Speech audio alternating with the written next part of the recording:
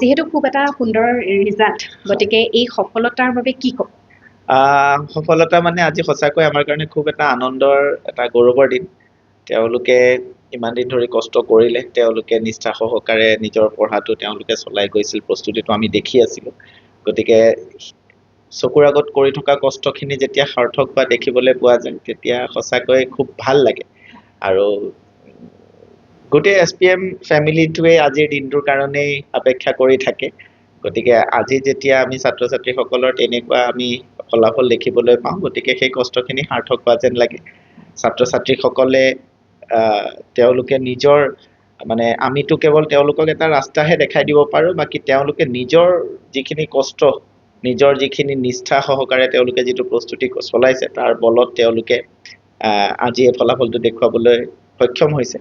আৰু ইয়াৰ দ্বাৰা আমি এতিয়া যোনটো আমি উদযাপন কৰোঁ এই ফলাফলটো, তাৰ এটা কাৰণ হৈছে যে আন ছাত্ৰ ছাত্ৰী যিসকলে এতিয়া পঢ়ি আছে, তেওঁলোকেও যাতে অনুপ্ৰেৰণা পায়, তেওঁলোকেও যাতে এওঁলোকক দেখি এটা সাহস পায় যে এওঁলোকে কৰাৰ নিচিনাকৈ আমিও অলপমান ভালকৈ যদি পঢ়োঁ, যদি আমি নিজৰ কামখিনি সময়মতে কৰোঁ, আমিও হয়তো তেনেকুৱা ফলাফল দেখুৱাবলৈ সক্ষম হয়। গতিকে আমাৰ এই উদযাপনৰ মূল উদ্দেশ্য সেইটো। আৰু দ্বিতীয়তে তেওঁলোকৰ কষ্ট যিখিনি আমি দেখিছোঁ, গতিকে আমি ভাবোঁ যে এই উদযাপন তেওঁলোকৰ প্ৰাপ্য। ইমান দিনে ইমান কষ্টৰে ধৈৰ্য সহকাৰে কৰা প্ৰস্তুতিটোৰ অন্তত যেতিয়া তেওঁলোকে এটা ফলাফল তেওঁলোকে দেখুৱাবলৈ সক্ষম হয়, সেইটোতো নিশ্চয়কৈ উদযাপন কৰা উচিত মোৰ মতে। আৰু এটা প্ৰশ্ন কৰিব বিচাৰিছোঁ, বহুত ক্ষেত্ৰত মানে শিক্ষাৰ্থীয়ে সোধে যে বহুত ক্ষেত্ৰত ইংৰাজী মাধ্যমটো তেওঁলোকৰ বাবে এটা দুৰ্বল হৈ পৰে, গতিকে অসমীয়া মাধ্যমৰ ক্ষেত্ৰত তেনেধৰণে এই পৰীক্ষাটো দি পাছ কৰিব পৰা কিবা তেনেকুৱা আছে?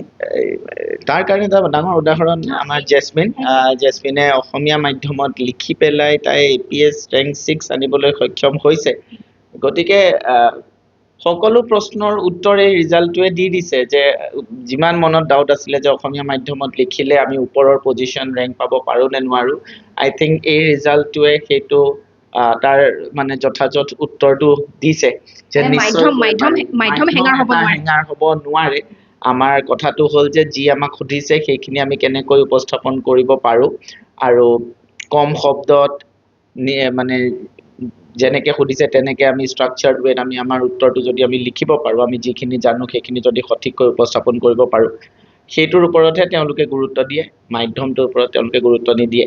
গতিকে যিটো ভাষাতে ছাত্ৰ ছাত্ৰীয়ে ভাবে যে তেওঁলোকে উপস্থাপন কৰিব পাৰিব, তেওঁলোকে বিচৰা ধৰণে লিখিব পাৰিব, যোনটোতে তেওঁলোকে নিজে কমফৰ্টেবল হয় বা তেওঁলোক নিজে সুবিধাজনক বুলি ভাবে, সেই মাধ্যমটোৱে তেওঁলোকে ব্যৱহাৰ কৰিব পাৰে।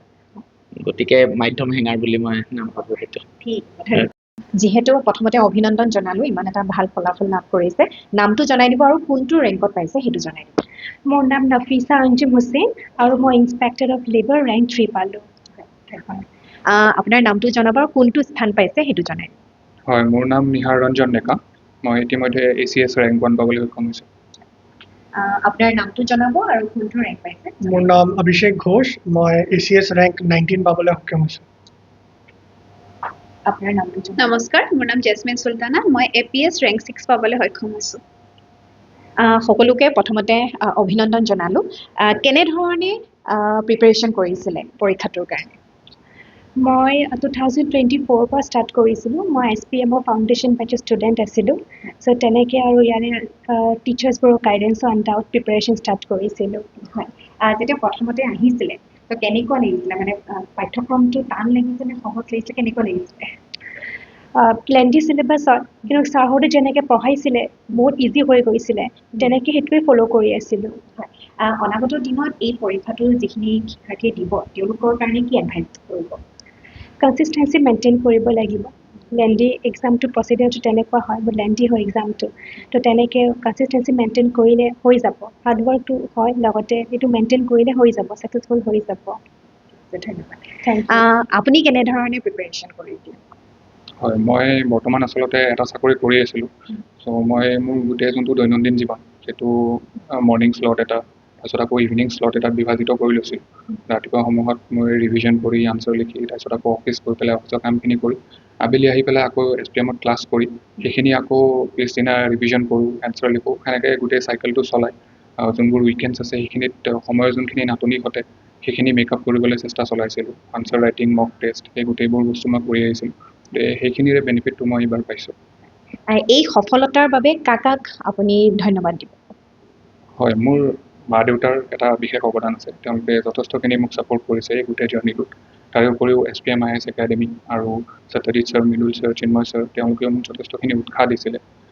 তাৰে লগতে মোৰ যোনখিনি বন্ধু বান্ধৱ, মোৰ ভাইটি ভণ্টি, তেওঁলোকে মোক যথেষ্টখিনি সাহস দিছিল। তো সেই গোটেইখিনিৰে অৱদান আছে এই ৰিজাল্টটো। ধন্যবাদ। আৰু আন এগৰাকী আছে, আপোনাকো সেই একেটাই প্ৰশ্ন কৰিছোঁ, কেনেধৰণে প্ৰিপেৰেশ্যন কৰিছিল? মই মোৰ প্ৰস্তুতি আৰম্ভ কৰিছিলোঁ 2023 অগষ্টৰ পৰা।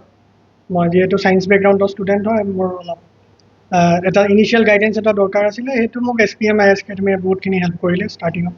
তাৰপিছত উইথ টাইম মই যেনেকৈ টেষ্ট ছিৰিজবিলাক দিলোঁ আৰু মই চ'ললি প্ৰিপেৰেশ্যন কৰি আছিলোঁ। হোম বাউণ্ড বহুতখিনি ডিম'টিভেটো হৈছোঁ আগতে প্ৰিলিমছ যেতিয়া কোৱালিফাই হোৱা নাই। তাৰপিছত মই সত্যজিৎ ছাৰৰ যিবিলাক এথিক্সৰ ক্লাছ আছে, মোৰ অভাৰ মানে তাতে খালি এইটো বুকিছ নলেজ, সেইটো মই ৰিয়েল লাইফতো অলপ বহুতখিনি হেল্প পালোঁ, মানে মোক মটিভেট কৰি থ'বলৈ হেল্প কৰিছে। বাকী অভাৰ দ্য টাইম তেনেকৈ লাগি আছোঁ, কনচিষ্টেঞ্চি, হাৰ্ডৱৰ্ক আৰু বিলিভ ইন গড। বাকী হৈ গ'ল আৰু আজি ইয়াতে। Thank you. যিহেতু আপোনাৰতো বহুতখিনি ইয়াতে যিহেতু আপুনি কষ্ট কৰিছিলে, তাৰ উপৰি আৰু কাক আপুনি ধন্যবাদ জনাব? ফাৰ্ষ্ট এণ্ড ফৰমষ্ট মোৰ মা দেউতা, মোৰ ভণ্টি আছে ঘৰত, তাই, মোৰ ফ্ৰেণ্ডছ, SPM IAS একাডেমি ছাৰহঁত, গোটেই ছাৰ, গোটেই ক্ৰু, আৰু মানে যোনে যোনে মোক গোটেই এইটো জাৰ্ণিত হেল্প কৰিছে, চবকে মই বহুত ধন্যবাদ জনাব বিচাৰিম। Thank you. ধন্যবাদ। আন এগৰাকী আছে, হয়, আপুনি আপোনাৰ নামটো আকৌ এবাৰ জনাই দিব। নমস্কাৰ, মোৰ নাম জেছমিন চুলতানা। হয়, কেনেধৰণে কষ্ট কৰিছিলে? আচলতে মই APSC মানে SPMত কৰি আছোঁ, জব কৰি আছোঁ আছামিজ ছেগমেণ্টত। গতিকে জব কৰি পেলাই পঢ়া হৈছিলে। তেওঁ কোৱাৰ নিচিনাকৈ সেই ৰাতিপুৱা সময়খিনিয়ে বেছিকৈ ওলোৱা যায়, কাৰণ গধূলি কামৰ পৰা গৈ ভাগৰি পৰা যায়। ৰাতিপুৱা সোনকালে উঠি পঢ়া হয়, তেনেকৈ হৈছিলে। আৰু সত্যজিৎ ছাৰৰ নিউজ পেপাৰ এনালাইচিছটোৱে বহুতখিনি হেল্প কৰিছে। আৰু যিহেতু মই ক'বলৈ ভাল পাম যে মই অসমীয়া মাধ্যমত দিছিলোঁ, আৰু চিন্ময় ছাৰে যথেষ্ট হেল্প কৰিছে, মৃদুল ছাৰ, বিবেক ছাৰ, তেওঁলোকে গোটেইখিনিয়ে, গোটেই SPM গ্ৰুপটোৱে মোক বহুত সহায় কৰিছে। কাৰণ মোৰ কৰ্মস্থানখনে মোক সহায় নকৰা হ'লে কাম কৰি পেলাই দিয়াটো ইমান সহজ নহয়, মানে ক্লিয়াৰ কৰাটো। গতিকে মই SPMৰ লগতে মোৰ পৰিয়ালৰ সকলোকে ধন্যবাদ জনাইছোঁ, মোৰ ফ্ৰেণ্ডছ যিখিনিয়ে মোক হেল্প কৰিছে। আৰু আকৌ এবাৰ SPMক বহুত ধন্যবাদ যে আজি যিটো পজিশ্যনত আছোঁ, তেওঁলোকে বহুত হেল্প কৰিছে। Thank you. ধন্যবাদ।